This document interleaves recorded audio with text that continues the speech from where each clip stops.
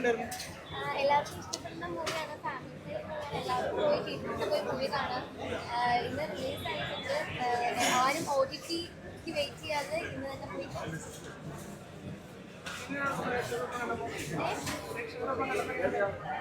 ഫാമിലിക്ക് വർക്കാവുന്ന മൂവിയാന്ന് തോന്നി.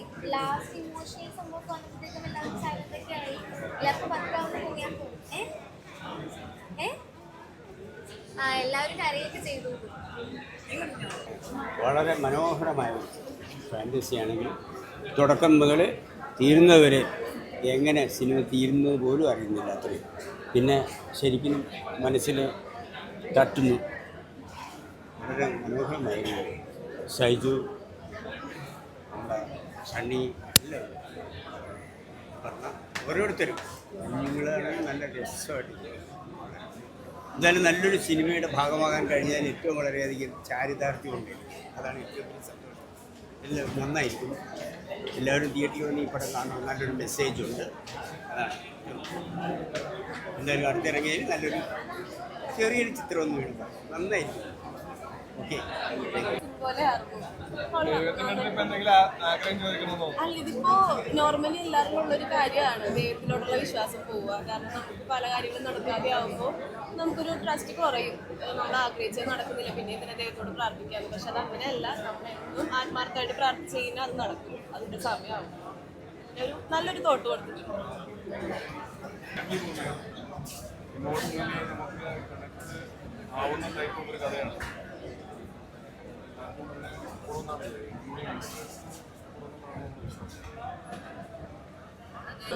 Actually പടത്തില് first എന്നോട് സംസാരിക്കുമ്പോൾ ഞാൻ ആദ്യം വിചാരിച്ചത് ചെറിയൊരു ഭാഗമല്ലേ എന്നുള്ളതായിരുന്നു. പക്ഷെ പിന്നീട് ഡീറ്റെയിൽ ആയിട്ട് സ്റ്റോറി കേട്ടപ്പോൾ എനിക്ക് ഭയങ്കരമായിട്ട് ഇഷ്ടപ്പെട്ടു. ഞാൻ ദൈവത്തിൽ വിശ്വസിക്കുന്ന ഒരാളാണ്. ഒരു പവറിൽ വിശ്വസിക്കുന്ന ഒരാളാണ്. അങ്ങനെ ഒരു പോസിറ്റീവ് പവറിൽ വിശ്വസിക്കുന്ന എല്ലാവർക്കും ഈ സിനിമ ഭയങ്കരമായിട്ട് കണക്റ്റ് ആകും.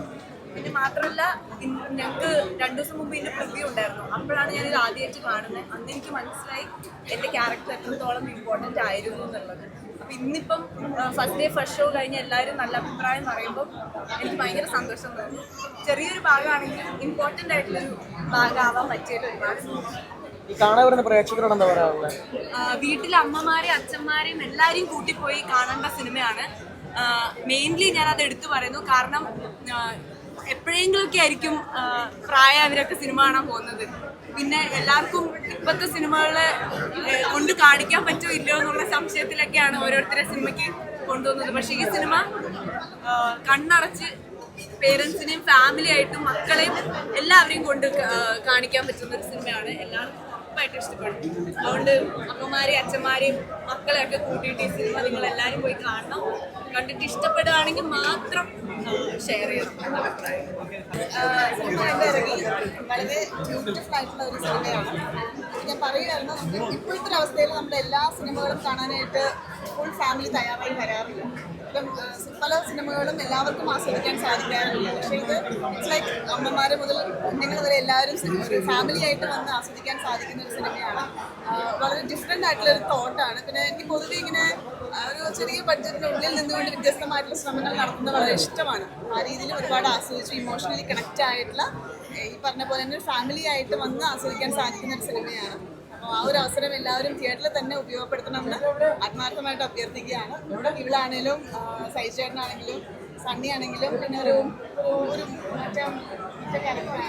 വൈശാഖ് മോളെല്ലാവരും മനസ്സിലായിട്ട് അഭിനയിച്ചിട്ടുണ്ട്. എല്ലാം പെർഫെക്റ്റ് കാസ്റ്റിംഗ് തന്നെയാണ്.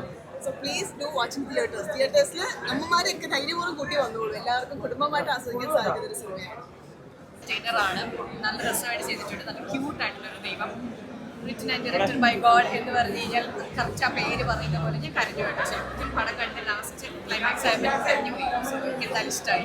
എല്ലാവരും കാണുക, സപ്പോർട്ട് ചെയ്യുക.